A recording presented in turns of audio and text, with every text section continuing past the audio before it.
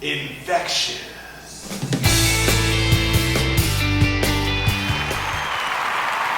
Hello, I am your host, Mike O'Caucus, and welcome to Infectious, the talk show that brings you the juice to help you not become infected.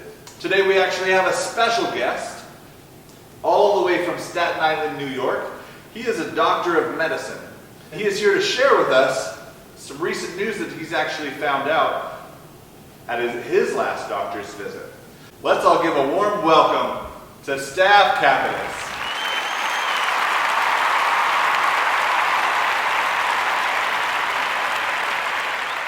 Hello, Staph, and welcome to our show. How are you doing today? I'm doing all right, Maiko. Thanks for asking. Thank you for having me on the show.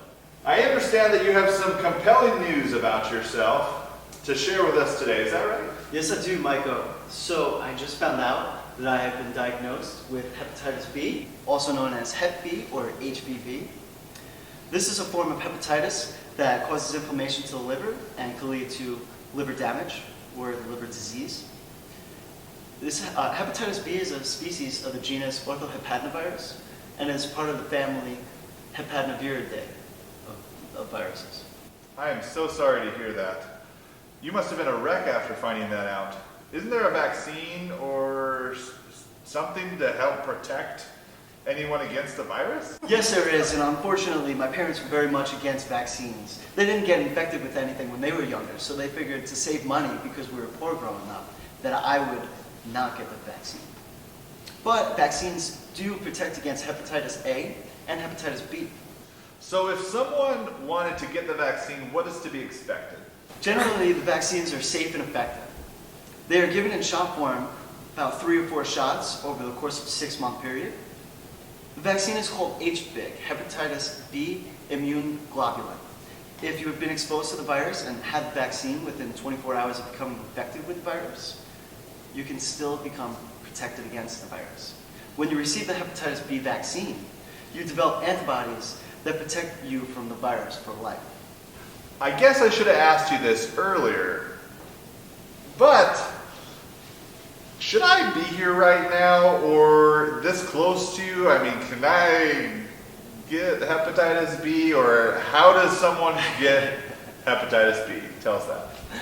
Of course, of course. Well, Hep B is communicable, but it is not spread by sharing utensils, breastfeeding, hugging, kissing, holding hands, sneezing, coughing, or just talking with someone that is infected. So you don't have to worry about that, Maiko. But if you do try to take it to third base with me, then there's a possibility for you. Okay, well that's not happening, so I guess I'm okay. But how does the virus really spread then? Well, there are actually a few different ways to become infected with the virus and have the virus transmitted to you. Such ways are having sex with an infected partner, sharing needles, syringes, or other drug injection equipment, sharing items such as razors or toothbrushes, direct contact with blood, needle sticks, or other sharp objects that may contain blood, and it could also be passed through birth, which is called a vertical infection. Well, that's a lot, but we are going to actually cut you off a little bit here because we're going to actually take a commercial break for a quick second. But when we come back, we're going to give Staph the opportunity to share with us how he became infected. I was just diagnosed with hepatitis B this weekend. Do you know how much that sucks? No, I don't know how much it sucks because I don't have it. Sorry. Did you know that Obama has created a World Hepatitis Day? Every year on July 28th, he is joined together with the American Association of the Study of Liver Diseases, and they have stated that there are nearly 400 million worldwide that are living with viral hepatitis, and more than 1 million die each year from the disease. There are 700,000 to 1.4 million infected individuals just in the U.S.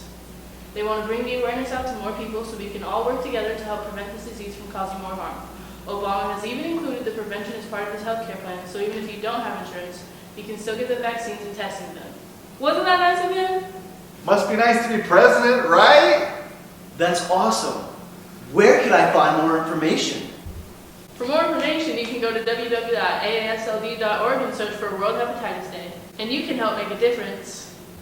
And remember, to get your vaccine today, The Obama way. Welcome back, everyone, to Infectious.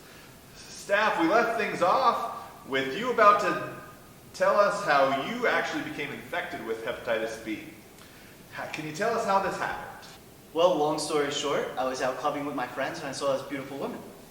And of course I couldn't keep my eyes off her, so I asked her to dance with me. And things went well, a little too well. She invited me back to her place, but I didn't know she had another guest over as well. Who is this guest you're referring to? Hep B, of course, that big douchebag. I left her place not knowing what I just received. We actually have a quick moment to speak with this mystery girl that you're talking about. We actually met up with her, and to get her side of the story, mystery girl, tell us all about it. I don't know whatever that loser's telling you, but there are a lot of ways that he could have got it for all I know. I mean, you're at greater risk with having multiple partners, men who have sexual contact with other men, sharing needles, living with someone who has hepatitis B, infants born to infected mothers, exposed to blood on the job, hemodialysis patients, or traveling to countries with higher rates of hepatitis B. How do I know that none of those gave him Hep B? Now, isn't another risk factor having sex with strangers? After all, it's a pretty big communicable disease that can be transferred via blood, semen, and other bodily fluids. I guess so, but I was tested and I'm clean. What kind of tests do they do for Hep B? And aren't most people unaware that they have the disease?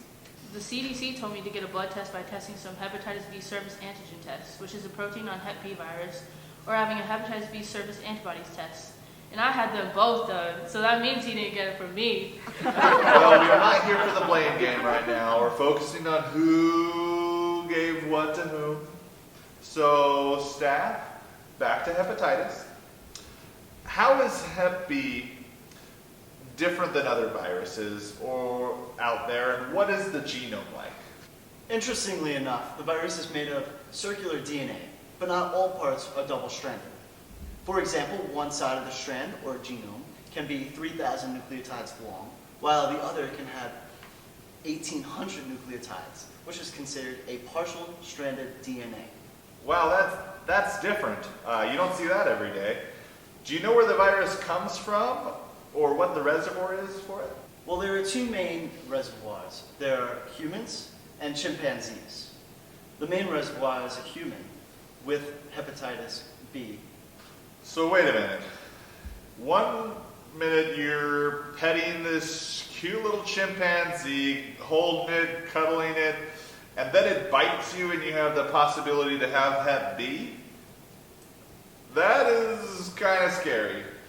So everybody keep your monkeys away from me, please, especially chimps. So how do you know that you had Hep B? What are the signs and symptoms? First, you must understand that the signs and symptoms can range depending on severity. Some symptoms are fever, fatigue, loss of appetite, nausea, vomiting, abdominal pain, dark urine, clay-colored bowel movements, joint pain, and jaundice of the skin or eye. But overall, you want to see a doctor ASAP if you have any of the signs and symptoms. The sooner that you can get treatment, the better off you are in the long run. So what treatments are you referring to? Because I thought once you have hepatitis, you're always going to have it. This is true, but what they're trying to do is they're trying to reduce the risk and furthering of the liver disease. This can be done with several antiviral medications, such as Epivir, Hepcera, Tazika, and Baraclude, or interferon alpha 2B, also known as Intron A.